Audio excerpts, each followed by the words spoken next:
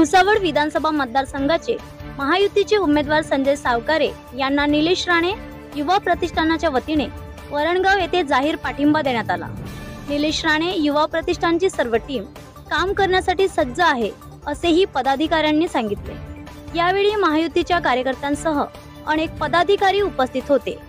अशाच नवनवीन बातम्या बघण्यासाठी बघत रहा खबर 24 एक्सप्रेस। ब्युरो रिपोर्ट आकाश ढाके, भुसावळ।